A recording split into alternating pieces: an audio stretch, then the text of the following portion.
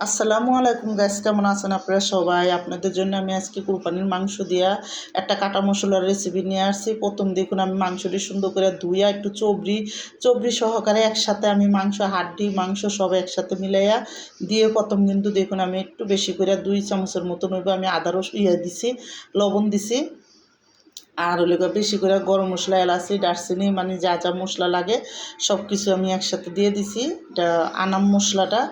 তো দেখুন এখানে আমি কিন্তু অনেক মাংস, এখানে আমার পুরো 5-6 কেজির মতন হইব। তো আমি কিন্তু এখানে স্বাদ মতন লবণটা দিছি, পরে লাগলে দেওয়া যাব, কারণ এখানে কিন্তু আমি বেশি করে চবড়ি দিছি। আর মাংসটা একটু মিলাইয়া দেখুন আমি কিন্তু এই মাংসটা যখন ভালো করে 2-3টা বলক আইছে তারপর কিন্তু অনেক পানি উঠে গেছে। আর আমি কিন্তু দেখুন এদিকে বেশি করে করা কাঁচা আদাটা আমি এমন চাক করে কাটতে দিছি, আর শুকনো মরিচটা আমি বিচি সহকারে দিছি যাতে একটু হালকা জাল হয় এই জন্য। আর দিয়ে কিন্তু শুকনো মরিচটা আমি সুন্দর করে কাটতে তারপরে কিন্তু দেখুন এদিকে মাংসের ভিতরে আমি দিয়ে দিলাম। আর আমি 2টা তেজপাতাও এখানে দিছি। তো ওটা দেখাইতে আপনাদের হয়ে গেছে গা। তো দিয়ে কিন্তু দেখুন মাংসটা যখন 2-3টা বলক আইছে এটি দিয়ে আমি ডাইকা আমি কিন্তু এই মাংসটা রান্না করবো। অনেকখানি পানি উঠছে, এই জন্য কিন্তু দেখুন আমি মাংসটা বারে লাড়াচাড়া দিয়া এই পানিটি শুকাইয়া যাব, তারপরে কিন্তু আমি নামামো। তো দেখুন এদিকে কিন্তু মাংসটা অর্ধেক হয়ে গেছে।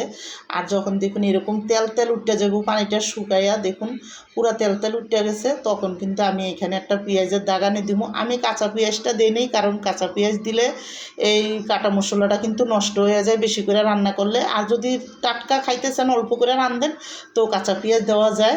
তো এখানে দেখুন আমি বেশি করে পেঁয়াজ দিয়ে দিছি আর অল্প তেল দিয়ে দিছি, দিয়ে কিন্তু এই পেঁয়াজটা আমি দাগানি করে নিব। আর আমার এই কাটা মশলার রেসিপিটা যাদের পছন্দ তারা লাইক সাবস্ক্রাইব দিন, পিজামা ভিডিওটা বেশি শেয়ার করে দিন আর সাবস্ক্রাইব করে দিন। আর এইভাবে কাটা মশলা রান্না করে খেয়ে দেখেন অনেকই মজা লাগে এই কাটা মশলার তরকারি। তো দেখুন পেঁয়াজটা যখন এরকম হালকা কালার হয়ে আইব তারপরে কিন্তু আমি উঠাই দিব। আমি কিন্তু এখানে বেশি একটা ভাজা দিব না, হালকা করে একটু গলি কিন্তু আমি এই পেঁয়াজটা তরকারিটার মধ্যে ডালিয়ে দিব। তো দেখুন এদিকে কিন্তু পেঁয়াজটা সুন্দর করে দাগানি করে নিতেছি আমি। আর যখন দাগানিটা হয়ে যাব তো দেখুন এদিকে কিন্তু আমি দেখুন আবার চুলার মধ্যে পাতিলটা বসাই দিছি। আর এখন আমি এই দাগানিটা পুরো তেলটা সহকারে ডালিয়ে দিলাম, অল্প করে তেল দিছিলাম। আর এখন দাগানিটা দিয়ে কিন্তু মাংসটা আমি এখন, আর এই মাংসটা হইতে কিন্তু অনেক সময় লাগছে। তো এটা চুলার আঁচ কমায় কিন্তু মাংসটা সিদ্ধ হন পর্যন্ত। আর এই মাংসটা 2-3 দিন রাইখা তারপরে কিন্তু খায়।